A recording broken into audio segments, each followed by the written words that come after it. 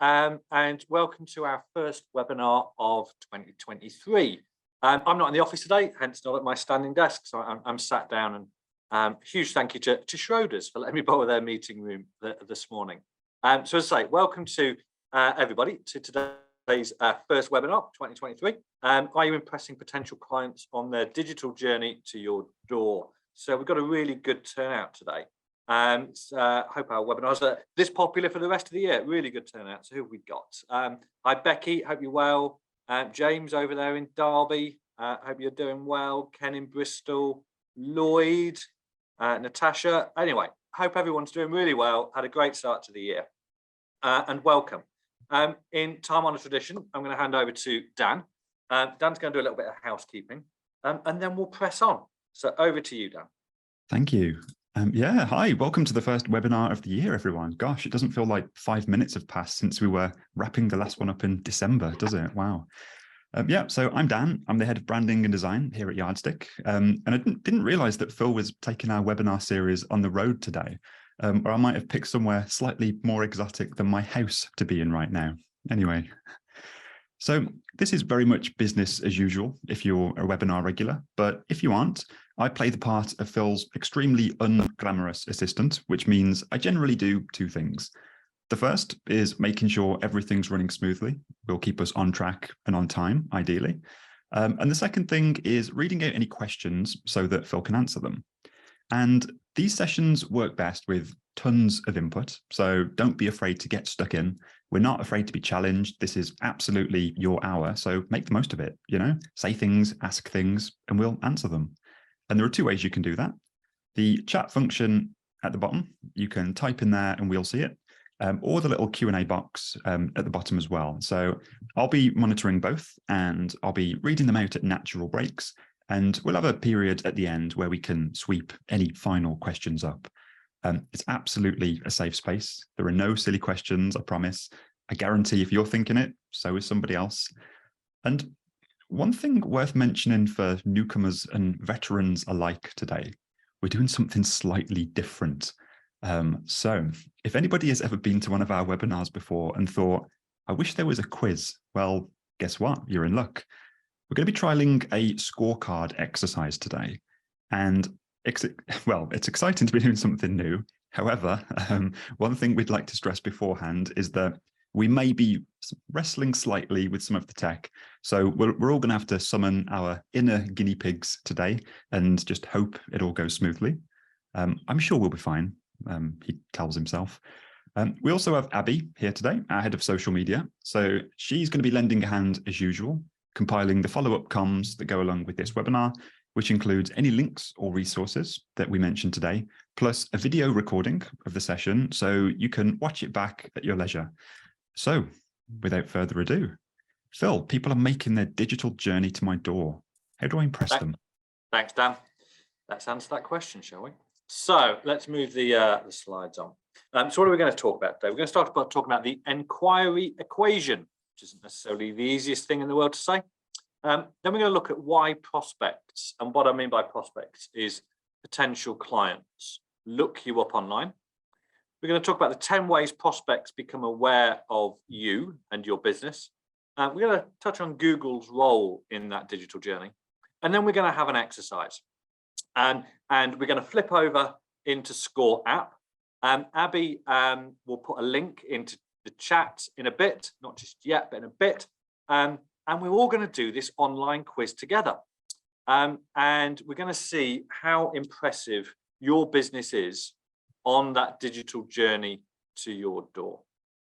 And we're going to award a prize to the winner. And we'll see how it all goes. Right. What have we got then? So let's start with the inquiry equation. And as Dan said earlier, do ask questions, do give feedback, and do share your experiences in the chat and the Q&A. But we are going to start with the inquiry equation. Now, this is something that we have developed at Yardstick to help advisors and planners understand the steps that prospects take to your door, because they do take multiple steps. And the equation is simple. It's awareness plus online search plus due diligence equals inquiry. We could go a bit further and say that awareness plus online search plus due diligence doesn't equal inquiry if you are not impressing people on that digital journey. But that's the inquiry equation. Someone becomes aware of you, and that's the source of the inquiry. That's the source that you would note down on your inquiry recording spreadsheet or CRM or wherever you use it. Then they'll do an online search, and that's where Google comes into play. They'll do some due diligence, and that might be basic due diligence, just looking for your telephone number. It might be that they're comparing you with more than one advisor, more than one planner, and then that will result, hopefully, into an inquiry. So that's the inquiry equation. Awareness plus online search plus due diligence equals inquiry. And there are 10 ways a prospect could become aware of you. And we need to think about each of these because this is the start of that digital journey to your door. They could be recommended from an existing client, as we've said before, always the best type of new inquiry because they have the lowest cost of acquisition, the highest conversion rate. They could be introduced to you from a professional connection, solicitor, accountant, etc. They could have seen a social media post. They could have driven past your office. We've got quite a few clients actually who have high street offices, and they are incredibly useful for raising awareness in the local community of the firm. But even so, someone's driving past the office every day, they're then going to search them online and continue that digital journey to the door with some due diligence. They might have seen some adverts. They could be printed adverts, the sorts of things you see in the local parish magazines. They could be online adverts, Google ads, Facebook ads, display ads, LinkedIn ads, etc. So those adverts could be printed or online. Could be a paid for directory. I'm sure some of you will be on Unbiased or Vouched For, and people, prospects could be searching on there, but rather than making the inquiry directly through that platform, they might then head to Google and start their due diligence that way. Could be a free directory. There's a bunch of overlooked free directories, whether it's the PFS Find an Advisor directory. I see the CISI have recently relaunched their Wayfinder directory. You've got Money Helper. There's a bunch of free directories. Could be sponsorship. We've got clients that sponsor the local football club, rugby club, cricket club, even a bowls club. And there might be an advert there, something on the shirts. Somebody's become aware of the firm in that way and then search them online. Of course, could be a lead magnet campaign where you're advertising on social media and getting people to download an asset. And then it could be events and networking. You might run some events locally. You might run webinars. You might get up at 7 o'clock in the morning to go and eat a mediocre breakfast and network with BNI or something like that. But it could be events. It could be networking. So there's a bunch of ways that people become aware of you. And at that point, this is where Google comes into play.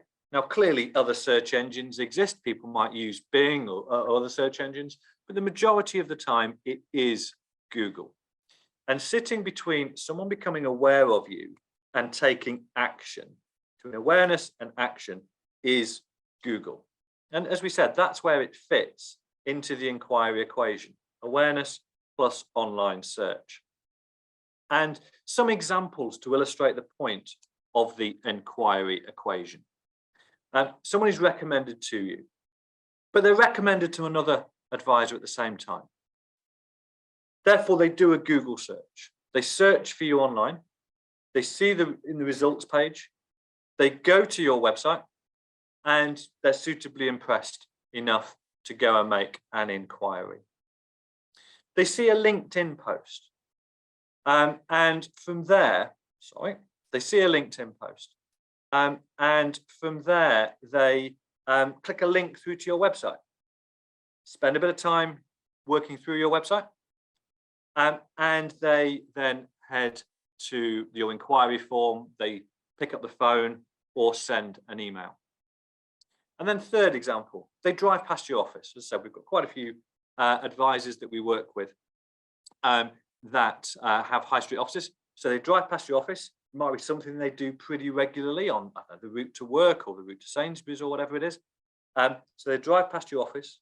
The time is right in their lives to seek advice. And therefore they do a Google search. But from the Google search, they don't actually click your website. They click your LinkedIn profile. Then they go to your website and then the inquiry happens. So the inquiry equation, as I say, is the steps people take to your door. And it partly answers the advisors who often say, oh, we get no leads from our website. Well, actually, your website is part of the inquiry equation as opposed to the be all and end all. And we need to make sure that people who are taking those steps, taking that digital journey, are impressed enough to get in touch with you, rather than another advisor or planner or mortgage broker that they might have been recommended to. So that's the theory. Just want to pause. Does anybody have any questions about the theory before we take our lives in our hands, do something we've never before done, and try and work through this scorecard with you? And the plan is that we'll work through the scorecard, and as we work through the scorecard and get you guys to answer the 20 questions, we'll explain the rationale behind each question and why it's important. But as I say, I just want to pause. Dan, have we got any questions, or shall we move ahead with the scorecard? Nothing through yet. It sounds like we're about to do a bungee jump, doesn't it? We're all sort of strapping our harnesses on and yeah, getting ready to go. This could go anyway. So, Abby, could you put the link to the scorecard in the chat? Everybody who's on this call, please click that link. Now we need you to put your name and email address in there. Don't worry, you're not going to get deluged with countless sales emails or anything like that. Absolutely promise that will not happen. And frankly, we've got your email address anyway, because you've signed up for this webinar. So we've already got your data. And 100%, we're not going to start sending sales messages. So the plan is, as I say, I'm going to get everybody to work through the scorecard, but one frame at a time. And I'm going to put the scorecard up on my screen as well. So please don't rush ahead. And we will get you to answer the 20 questions.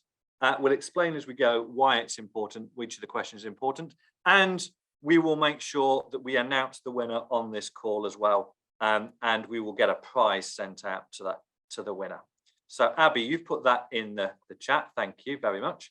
I am going to take my screen off. I'm going to bring up the scorecard. So hopefully everyone has landed on that page, and then click Take the Quiz Now. Now this piece of technology is something we're using with more and more clients.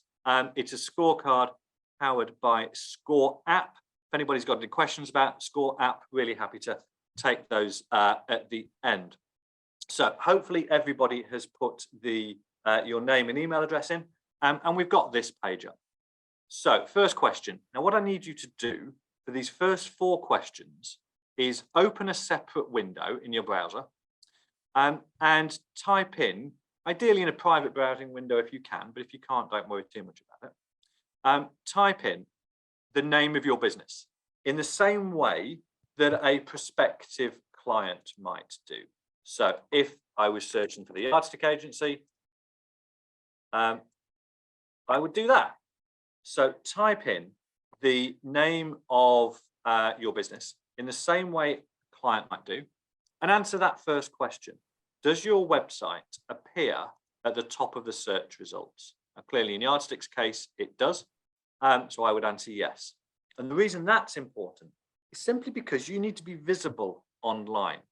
You need prospective clients to be able to see you online and find your website. It's just a really practical point of view. Can someone find you online if they're searching for you? So hopefully everybody has scored that one. And if I say, first time I've done this, so if I'm going too fast or too slow, do put something in the chat and I shall respond accordingly. Second question. We have, yes, we're ignoring the paid results, Charlotte. Ignore those paid results. Are you at the top of the natural search results for your business? So we've got no paid results here, and we're top of the natural search results. And Dan, after each question, I will come back and check if we've got any other questions from you. Right, so next question, number 2. How many of the natural search results, ignore the adverts, as we said, on page 1 were about your business? So here at Yardstick, there's a natural search, that's number 1. That's about Yardstick number 2. That's about Yardstick number 3, 4, 5, 6, 7, 8. So 8 of the natural search results, in that case, were about Yardstick. And the reason that's important is because ideally, you want to dominate that first page for anybody who is searching for your business. You want to make sure that that first page is packed full of information about your business. So count those up and click how many you have got. Dan, any questions? We've got a question from Scott about the FCA register question, but should we wait till we're on that slide to answer that? Yeah, please, Scott, if you don't mind. Any others, Dan? Yeah, one from Rebecca. Do we need to go to page 2 for the first 10? No, just look how many are on the first page for you. And an interesting point there, very few people will actually ever go to page 2 of a Google search result. They're far more likely to refine the Google search result. It's gone dark. Maybe Schroders haven't put 50p in the meter. It's gone dark. So next question, number 3. Do any negative listings appear? And essentially what we're looking for here are there any bad news stories about your business on that first page? It's really unlikely that there will be, But I have seen examples of where an FCA censure notice came up higher on the list than the firm's own website. We've also seen examples, I've been talking about this a lot on LinkedIn recently, of Glassdoor reviews, negative Glassdoor reviews appearing on that first page as well. So those are 2 examples. And obviously negative Glassdoor reviews are not a positive thing. And chatting to Abby last night, and hopefully we're going to get somebody on Glassdoor on a webinar in the next couple of months. So no pressure, Abby, in sorting that out, but it would be good if we could. So do any negative listings appear? So in Yardstick's case, it's a no. Dan, any questions? Yes. So Selena asks, should the natural search results always add up to 10 links? Not always. You could see with Yardstick, it was 10. It was 8. So yeah, not always. It generally is, but not always. Perfect. Question in from Jade. Does it have any bearing if you've already searched for your company on that browser at previous times, or will the same results appear for anyone regardless if yes, it could affect it, which is why we said use a private browsing window. Well, and a slightly tongue-in-cheek comment from Nick. Amazing. They've got 8 results and they never promote their website. They've asked if they should sign off the webinar. Well, if the lights continue to go off in the Schroders office, we may need you to present the webinar, Nick. So we'll keep you posted. Absolutely not, Nick, because as you'll see in a minute, there is a load of other ways that you need to impress people. This is all about that first bit was all about just being able to find you. That was just about being able to find you. This is all about impressing people. The finding bit's the easy, the impressing bit is the harder bit. Great question from Danny. What about sister companies appearing in the results?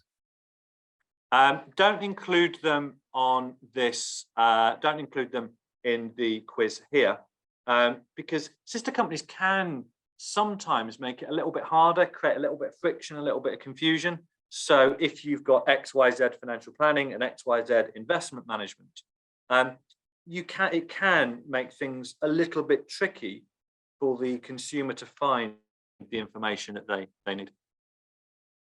Well, and then a question from Charlotte. Can you include your Google Map result as the 10th result? Go for it, absolutely. Because about 40% of people who are doing local search will click in the Google Pack, Google Places, Google Pack, it's that bit at the top with the map. So yeah, absolutely. And the key thing is that, as I said so far, and to pick up on Nick's point, this is about being able to be found. We're going to get to the harder bit, which is impressing people in a minute. So next question. When you click the FCA register link. So one of the natural search results should be a link to the FCA register. When you click that, just go and have a look. And are your contact details all up to date? Are your contact details all up to date? Because quite often they're not. Quite often, temporary details are sent to the FCA when a firm is getting authorised, often a personal email address. It doesn't get updated on the register. You might have moved office and things haven't been updated. So do check whether everything on the FCA register is up to date. And the potential answers there were yes, no, and actually there was no link to the FCA register appears on the first page of the Google search results when you search for your business. So go and have a quick check of the FCA register. Now, clearly I'm going to answer no to that because we're a marketing agency, not a regulated business. Dan, any questions before we do this next one? Yeah, so Peter asks, I don't see a link to the FCA register in my list of links. Is that an issue? Is it an issue? It would be nice if it was there. Yeah, I think it's probably a fairly satellite issue, but it would be nice if it's there. Maybe have a look on page 2 and see if it is there, albeit with the caveat that not many people will go to page 2. Yeah, it would be nice if it was there. Anything else, Dan? Elaine mentioning that they don't have the link in the search results either. Interesting. And then earlier, Scott asked regarding the FCA register question, just to clarify, that does mean via the search results, doesn't it? Correct, yeah. So search the business, scroll down that first page and see if there's any links there to the FCA register. You didn't know you're going to be working so hard today, did you, Dan? I know. Like I said, I'd have gone on the road and I found somewhere tropical, and I'd have had, you know, so at least something else to look at while I'm asking all these questions. Any other questions before we do this next one? Rebecca asks, ours doesn't show up as a link. Would this be because we trade under a slightly different name? I'd probably need to know more about that, but potentially, yeah, potentially. And there's a few questions of that similar vein. What we might do is take those away and do those, because there's some very specific stuff. There's some very specific stuff there. But ideally, you do want the FCA register to be visible. And if you could answer that question, yes, no, or it's not visible. Mm-hmm. So next one, Google Business Listing. So your Google Business Listing is this section on the right-hand side. So you can see ours at Yardstick. We've got a map, the image that we put up, marketing excellence for the financial services profession. And you've got links to your Google reviews, some basic information about the business, some products in our case, some of our reviews, a bit about us, and then our articles. So your Google Business Listing is on the right-hand side. And again, it's really important for several reasons. First of all, it helps pack out that page with information about your business. It makes it easier for people to find your business who are looking for you. You will appear in the Google Pack, the Google Places, or you'll have a chance of appearing there. Of course, it's where your Google reviews sit, which are up there, and we'll get to those in a bit. So, very simple question. Have you claimed your Google Business Listing? Does your Google Business Listing appear on that natural search, that page where you've typed in your business name? Does the Google Business Listing appear? Just a really simple yes or no. And then, supplementary question about your Google Business Listing. Do you have pictures of your team or yourself on there? So in this section up here, where the images appear, does a picture of you or your team appear? Simple yes, no, or not applicable because we haven't claimed the Google Business Listing. Dan, questions? Yeah, we've got two about the Google Business Listing. So Norman says, how do you tell if a Google listing is claimed? Mine says own this business with a question mark. Does that mean I haven't? Probably, yes. I would say that does. I would say that means that you've not claimed it. So you should go ahead and claim it. And then we've got Peter who asks, so Peter's claimed their Google business, but it doesn't appear on the right-hand side of the Google window now. What can they do about that? Interesting. So I would type different, try it from a different browser. I would maybe add the geographical location. And if that doesn't work, Peter, just drop me an email and we'll have a look at it and see if we can do anything with it. Because the whole point is that your Google business listing appears when someone searches for your business. That's the whole raison d'etre of having it. So do feel free to drop us an email and we'll give you the contact details at the end and see if we can look into that for you. We okay to move on, Dan? One question about the point on screen. So do you have pictures of your team or yourself?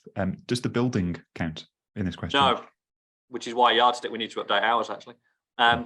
But now we have some new photos after our stock photo shoot last year. We can absolutely update ours. But no, it's pictures of your team or yourself. And the reason for that is very simple.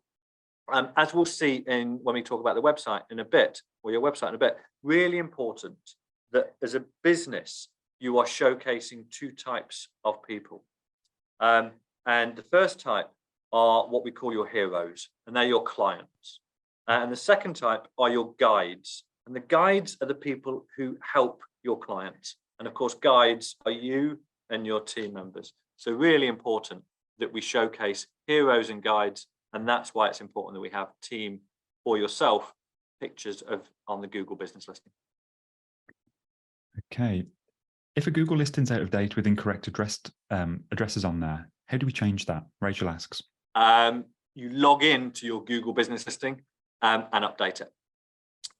So Google business listings, the logins are often really difficult to find because it's the sort of thing you might have done when you started the business and forgotten all about and had no need to go back into.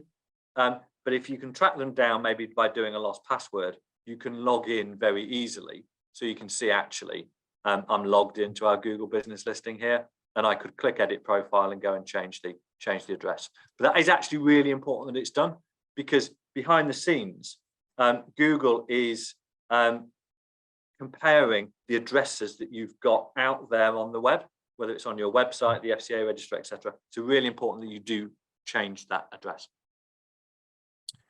Perfect. Right. One last question about this. If the pictures of the team or yourself aren't visible on the right-hand side with a Google search, but when you click into the pictures, you can see the team, does that count as a yes for this question? Yes, I would suggest it does. Perfect. Okay, let's move on. Right, next. How many Google reviews do you have? Now, this is very straightforward. The number of Google reviews is shown there. Just want you to count how many Google reviews you have and answer that question. Hopefully that should be relatively straightforward, but happy to take any more questions on that. And at the same time, by the way, if you can answer the question, what's your score? So you can see the score there. Ours is a 5, so you would click 5. If you've got a score 4.8, you would clearly click the one below that. So hopefully that's relatively straightforward. How many reviews you got and what is your score? But the reason that's important is very simply, when someone is searching for your business, they are going to be impressed by having a whole bunch of reviews there that people can go and read should they so wish. There's our reviews.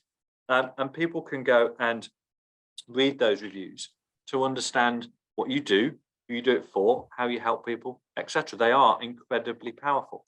So those two questions about Google reviews, like I say, hopefully relatively straightforward. But do we have any questions on those, Dan? We do. A question from Danny. So for the reviews, if they've got different offices, but they've got separate Google reviews for each office, is it beneficial to combine them?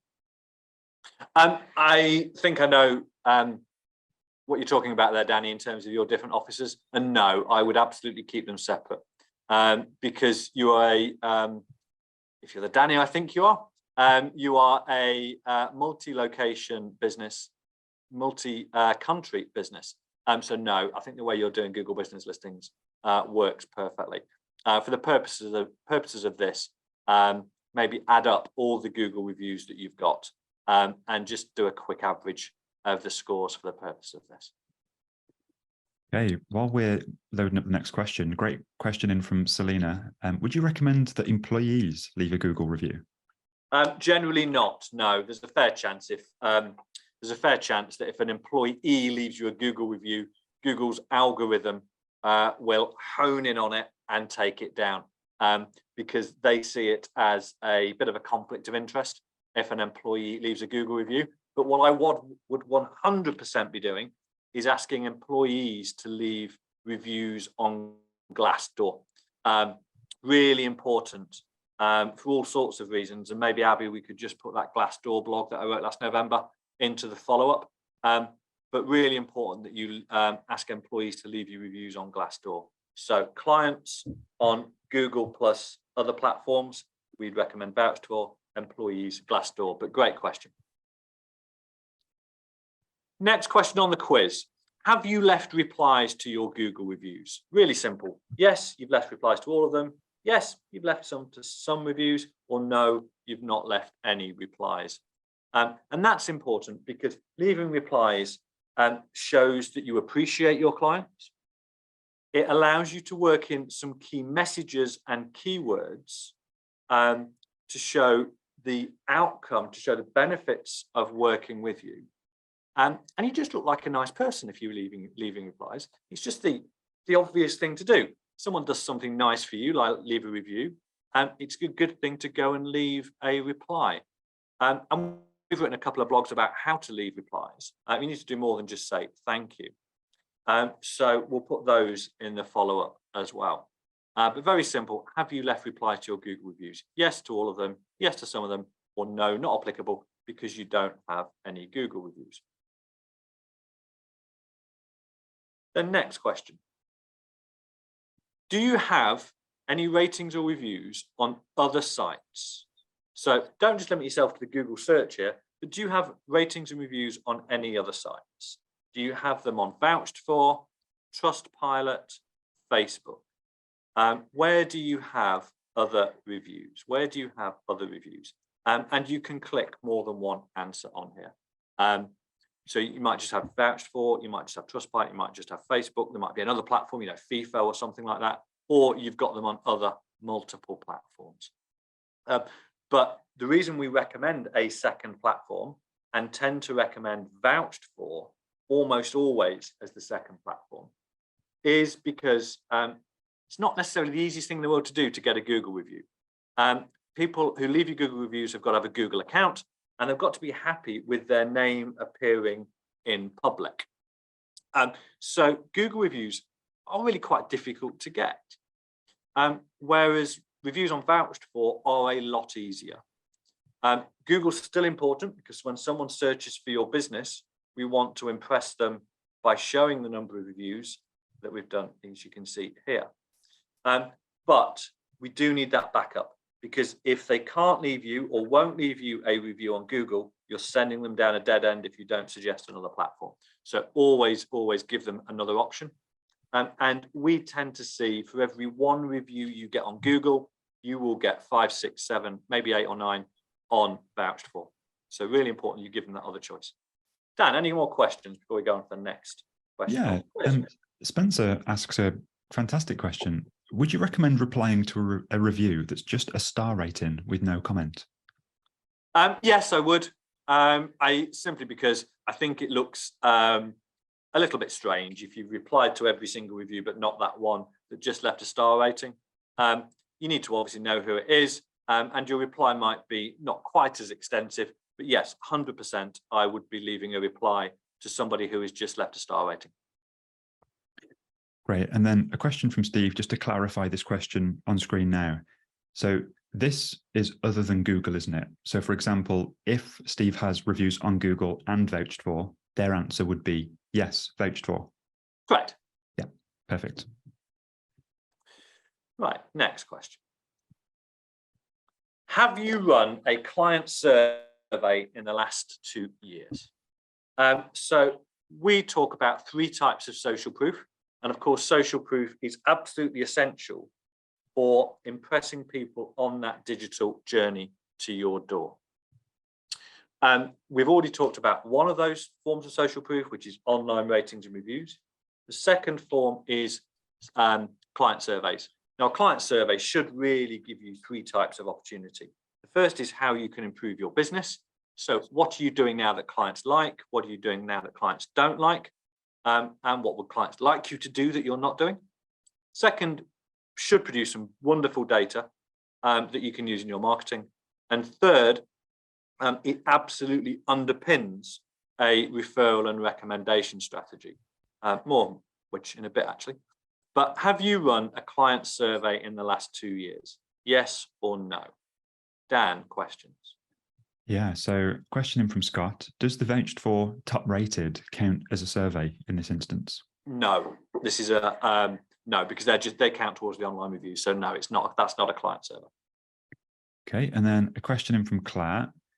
We run on a sample basis quarterly, but very small numbers. Should I tick yes or no? I would tick no to that personally, simply because, being really honest, I'm not a fan of sample surveys. I'd be interested to know the reason behind the sample survey, and happy to do a 180 and change my mind if I'm convinced the other way. But I'm just not a fan of samples. I would much rather ask every single client at fixed points in time every year or every 2 years. So personally, I would answer no to that. Perfect. And then a question in from Ben that's exactly the same as Claire's question. So your answer to that would be no in this instance, Ben. Thank you, Dan. And there's something in from Christian, I think, Dan. Yeah, so this is quite a common Trustpilot question I think people ask when you mention it. So Christian says, I've just looked at Trustpilot and we have no reviews, but have a rating of 3.5. How has this happened? So Trustpilot reviews are, and the actual ratings are slightly strange. Google, for example, let's say you've got 10 5-star reviews on Google, your score will be 5 out of 5. If you have 5 1-star reviews and 5 5-star reviews on Google, your score will be 2.5. But Trustpilot do it slightly differently. So they don't just take an average of all the reviews. They apply a recency overlay. And that means that I can think of a firm that uses Trustpilot, and I'm not a massive fan of Trustpilot for various reasons. And this is one of them. But I think a firm that's got 20 5-star reviews and actually their score is 4.8 out of 5. So they calculate them in a slightly strange way with this recency overlay. I suspect in your case, Christian, that actually 3.5 is a default score that they just start people on when they don't have any reviews. I might be wrong, but I think that's what they're doing. They're giving you that default score. But happy to answer separately why I'm not a big fan of Trustpilot. So, have you run a client survey in the last 2 years? Yes or no? Quick question, sorry, Phil. Quick question on that, because Charlotte's stuck on that question. They do for half of the business, i.e., mortgage side, but they don't for the wealth side. What would Charlotte's answer be? Oh, you've just given us a dilemma there because I've not thought about that with the answer set. So thank you for that, Charlotte, and we shall edit this survey in the future. What would I answer there? Which is more important to you from this perspective, this quiz? Is the wealth side or the mortgage side more important to you? And I would answer, but maybe run the quiz twice, once for the wealth side, once for the mortgage side. Yeah, we will change the quiz on the basis of that. Right, next question. LinkedIn. So LinkedIn is important because it could appear in your search results page, the Google search results page. And what we've got to remember is somebody who is become aware of you might be searching for you individually or you as a business. So what we want to do is make sure that your LinkedIn profile is as good as it possibly can be and is consistent with your website. But of course, the first thing is, have you claimed your corporate LinkedIn profile? So I'm just going to bob into LinkedIn a second. And ignore the messages and the notifications. Scroll down here, that out of the way, scroll down here. And your corporate profile will look something like that. Yeah, it will look something along those lines. And very simply, have you claimed your corporate LinkedIn profile? The other reason as well to claim your corporate LinkedIn profile is it should appear as a link on the natural search results and therefore help you dominate that first page of the Google searches, the Google results, sorry, when somebody is searching for your business. So that's simple. Yes, no, don't know. Next question. Bit of a long one, this. But does your corporate LinkedIn profile have a banner image? And the banner image is, Abby, how do I get to the view as a member? So your banner image is this thing at the top here. So you can see the banner image of ours. It's the thing that letterbox style across the top. So does your banner image have 3 things on there? A statement explaining what you do and who you do it for. So marketing excellence for the financial services profession, explaining what we do and who we do it for. Your contact details, telephone number and email address. And some social proof, for example, a testimonial, an online rating, or in our case, the Google reviews. So very simply, it's a binary one, this, yes or no. Do you have all those 3 things on your LinkedIn banner? And the reason it's important is because everybody who hits or visits your corporate LinkedIn page, and remember, if it's in the Google search results, somebody could visit it. And you've got to assume that they do, and therefore it's got to look as impressive as possible. So that LinkedIn banner at the top, everybody who visits your profile will see it. Everybody sees it, and therefore it's really important, really valuable online real estate and a really good opportunity to impress people. So yes or no, I guess there's a don't know is an option as well. But yes or no, does your corporate LinkedIn banner have those 3 things on there? Dan, any questions? Yeah, great question from Jade. So if they have 2/3, then is it a no or a yes? Even though we have over half of those. I'm being harsh today. Go no there, Jade. Right. Okay. The quizmaster has spoken, Jade. It's a no. And then while people are filling that out, just an interesting point that Chris brings up about our Trustpilot point earlier. So Chris says, I think you're right, but their reasoning, as I understand it, is so a business with 1 5-star review doesn't then rank above a business with thousands of 5-star reviews, but also a couple of 4 stars peppered in too. Yeah, I get that. I guess the challenge to that would be that pretty much all review platforms will show based the number of reviews and the score, so people can make their own mind up. But yeah, I get the logic. Still got a long list of other reasons why I don't like Trustpilot. Yeah, which I'll happily share one day. Right, next point. What proportion? And this may be, we don't have time to go into too much detail about it today, but maybe this may be a gut feel answer on this one. What proportion of your team has personal LinkedIn profiles that promote your business? And when I say promote, it's making sure that, let's just go to my LinkedIn profile as an example. Let's go. It's making sure that the banner image is about the business that they work for. It means that they're linked to the business. It means that their job title and their description is about the business as well. So, and again, this is important because if somebody is searching for one of your advisors online, they might not use the business name. They might use the advisor's name and therefore could end up on their LinkedIn profile. So this might be a bit of a gut feel for you. I'm not, if there's people on this call who have got 20 employees, I'm not asking you to go and look up all those 20 employees right now. So a bit of a gut feel. Do all of your team have LinkedIn profiles that promote the business? Do some of them, do none of them have that? Any questions on that one, Dan? Not on that one, but of the previous one, Kaylee says, so all 3 things have to be in the actual banner picture. And that's what we're saying in that question, isn't it? The contact details, the tagline, and the profile text are all in that top banner above the little picture of the. Yeah, absolutely. Right. I'm going to take my LinkedIn down. Distracted. Right. Next question. We're getting towards the end of this now. But again, just on your on the individual profiles for team members, do they have? It's in this case, it's 4 things on their banner. Same three as before: statement explaining what you do and who you do it for, your contact details and social proof. But on this occasion, the logo.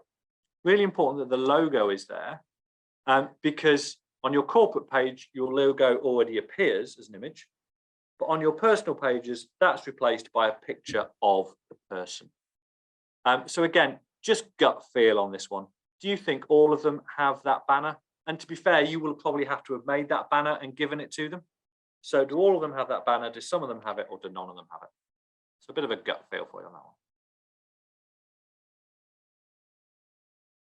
Right. Your website. So click on a separate tab. And open up your website. Just type in your website address. We don't have many more questions, but type in your website address. Scroll down your homepage. And does the homepage include pictures of your team? Now, if you're a sole planner business, sole advisor business with nobody else in your business, then does the homepage include a picture of you? But it's really simple. Does your website's homepage include images of your team? Yes to all of them, yes to some of them, or no? Dan, question. Any questions? Yeah, so question in from Peter. Does images of the team include videos? We don't have pictures, but I'm in a video on the homepage. Yes, I would include that. But if all your team aren't in the video, then the answer will probably be yes, some of them. But if you read Brand Story by Donald Miller, he talks about, and it's something that we subscribe to and have done since we started Yardstick 6 years ago, that you should be talking and showcasing people on your website. And as we said earlier, one of the key groups of people to showcase are the guides, the people who guide your clients. And that's the advisors, the planners, the mortgage brokers, the admin staff, the power planners. It's your team that guides them. And really important to put them on your website to start trying to create that connection between you and prospective clients as soon as possible. Next question. Same question, but about clients. So does your website's homepage include images, pictures, or videos of your clients? Now, this isn't stock imagery to represent your clients. This is actual images of your clients. So let me show you an example here. The Smith & Wardwell website. So this is a site we designed a couple of years ago. It won Best Website at the Professional Advisor Awards in 2021. And you can see on the first scroll, you've got 4 pictures of clients, real life clients who have been happy to have their picture taken. And then there's a video of clients, the team, so more heroes, and then more clients. So that's the sort of thing we are suggesting here.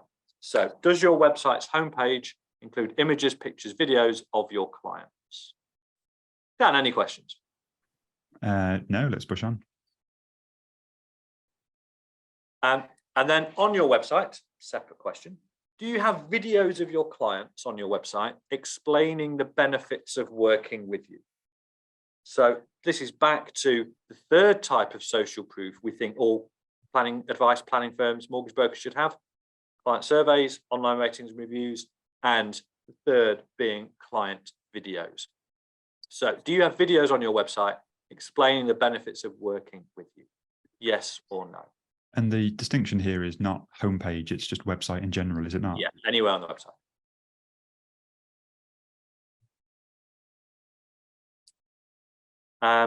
Then closing questions. Have you published the results of your client survey on your website? So let me just look at Weatheralls in Manchester. So this is a firm that we've worked with in the past. And if we look at the Why Choose Us section, here we go, Why Choose Us, and scroll down on this page, you can see there is an infographic here of their client survey results in 2021, which Dan and his team designed, as I remember. And it publishes and shows their results of their client survey. And we've got other examples of where we have published the results of client surveys on advisor websites. And the reason that's important is it's because it shows you are open and transparent. It shows you are happy to listen just by the very fact you've run the survey. And it shows you're open, transparent, and sharing. So have you published the results of your survey on your website? Yes, no, or not applicable because we haven't run a client survey. Dan, any questions? One from Selena. We have published the highlights from the survey, but not the full results. Would that count? Yes, I think the highlights do count, yeah. And then a side question from Jade. So they do run client surveys, but they only get a very small amount of their clients completing them, around 10 people. Is it worth publishing the results with that small a sample size? Jade, supplementary question for you. How many clients do you send it to? That will be, if you don't mind saying that, then I can answer that question. Come back to that in a minute. Then, as I say, moving to the end, have you displayed your online reviews? So Google vouched for Trustpilot on your website. Do you have your reviews on your website? So again, another example of this, just so you can see what we're talking about. Go back to the Smith & Wardle site. If I scroll down, you can see there that we've got the vouched for widget on the page. Click that, open it, and the reviews are there. So are you making the most of your Google and vouched for reviews by displaying them on your website? Yes, no, or not applicable because we don't have reviews on these sites. While you go to the next question, or the end in this case, around 134 people, Jade. Okay. So yeah, I would say that's a really low completion rate of the survey. No, I don't think you should be displaying those results. I don't think it's a big enough sample size to draw accurate conclusions, and certainly not a big enough sample size to be used in marketing purposes. I think I'll be looking at the reasons why lower than 10% actually complete the survey, and trying to do things that will increase the number of people who complete the survey, and therefore giving you a bigger sample size, which is statistically relevant, and therefore you can use to draw conclusions from. So everybody now who's done this should have a result. I'm just going to share my screen again and go back to the slides, if that's okay. But everybody should, who's followed this, and thank you for following it with us, should have a result. So what I want everyone to do now is put your result in the chat. Put your score in the chat, and let's see who has got the highest score. And we're going to award a prize. Not sure what the prize will be yet. Abby, Dan, and I can get our heads together, and we're going to award a prize. So Dan, just start reading some of these out, will you? Okay, yeah, wow. So Scott, 51%, Claire, 31, Charles, 36, with the word ouch after it. Ben, 31, we've got Dean, 27, Lucy, 51, Elaine, 67. We've got Natasha at 22, Simon, 31. So most people seem to sit between 20 and 50, with only one so far breaking 60, and that was Elaine, I think. Yeah, a lot of 40s. Spencer, 44, Robert, 49. Lloyd, 58. David asks, is there another prize for 0%? David doesn't hint that they did get 0%, but the reason that they ask that is a bit suspicious, don't you think? I think it is. I think it is. Danny, 47. Natalie is competing with David for 0%. Steve, 62. Does anybody beat Elaine at 67? Not that I can see, but I think you'll need to be another set of eyes, Abby, if you don't mind, because everything's moving very quickly with 100 people in the attendees list. Well, it looks right now, Elaine, there's going to be a prize winging its way up to you guys in York. Yeah. A few 0%. So Martin, Christian, Gerald, and Richard. David confirmed they did get 0%, but we're all here to learn and act on that. So, you know, this is the score you're at now, not necessarily the score you're always going to be at. Scott says, good news though, I have a meeting with at 1 p.m. with Abby at Yardstick to sort it all out. So no no pressure there, Abby. Yeah, Scott gets the prize for that. If you've got a meeting with me, that beats 67, Elaine. I'm sorry. Yeah, it almost sounds like the meeting with you is the prize in this instance, doesn't it? Because we can act on some of these points. Elaine says, well, it looks like our investment in Yardstick is paying off. Excellent.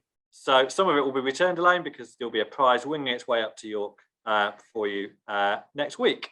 But hopefully that was a bit of fun, something a bit different on a webinar, to identify areas in a business where you can potentially improve. And we're using scorecards more and more, not only within our business, but working with advisors and planners so that they can help prospects identify gaps in their financial planning to give you useful information and, of course, actionable information with contact details of prospects to then pick the phone up and start conversations with them and start more meaningful conversations because you've got the results of the scorecard. So after today, look at your score. Everybody should have an email back into their inbox waiting for them right now, showing you where you need to improve. I'm really happy to stick around and answer any questions that you've got, but did want to mention a couple of future webinars that we're running. So Abby's just going to put the links for these in the chat. The next webinar is on Wednesday, the 22nd of February.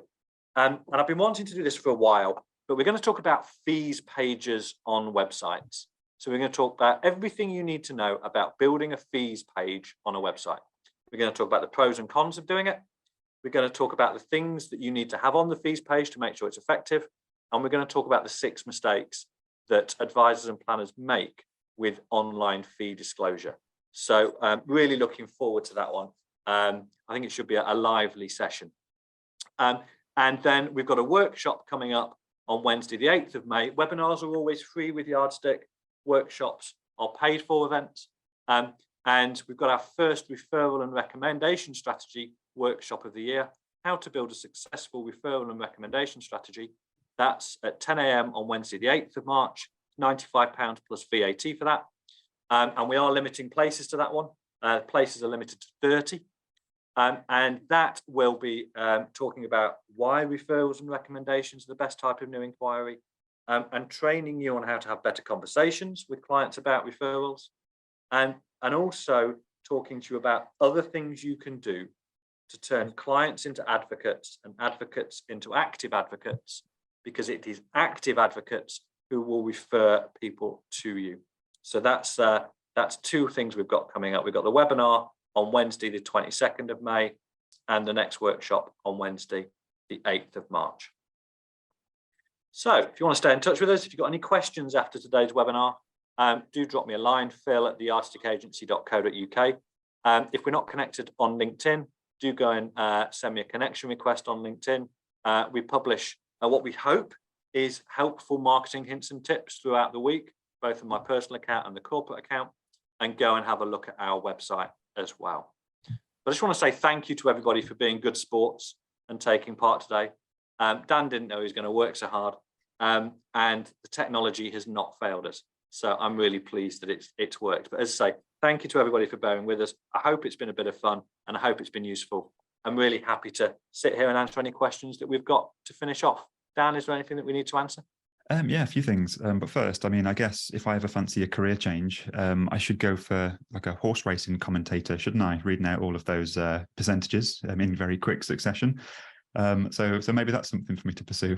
One thing that Kaylee mentioned. So Kaylee comments, oh my life, 4%, mostly for only half complete stuff. And I think that's an important caveat that a lot of people will share with this process, in that you probably started a lot of these things, but this may be that sort of inspiration to get you over the line and actually get them finished, because 4% is perhaps a bit deceptive, isn't it, when you've got so many half open projects outstanding. Yeah, absolutely. And go back and do the quiz again. So you've done it once now. there is nothing to stop you. I've just seen what Kaylee's got to say there. There's absolutely nothing to stop you going back and running this quiz again in 6-8 weeks time, whenever it is. The link will stay open. Go and give it another go and see how you've progressed. Yeah, and that's so Martin asks if we've got copies of the questions. I mean, as Phil mentioned, that link will stay valid. You can read through again at your leisure. You can, see how certain things impact the results and scores as you change. So that's absolutely there as well. And then I think Adam asked a little bit earlier. Abby answered direct if a recording would be sent out afterwards. Absolutely yes, for anybody else that may be wondering. And I think the only other question outstanding was another one from Kaylee that asked if there was anything actionable they could do about the FCA link not appearing in those search results, because I know a few other people answered that also. Yeah, I'm not actually sure that there is that much that can be done. It is down to how Google it's down to Google's search algorithm essentially. So I'm not sure that there is actually that much that can be done other than just making sure that the FCA does have the link and maybe looking and seeing whether the names match exactly. So do the names of your business match the FCA register exactly? So that's something to look at.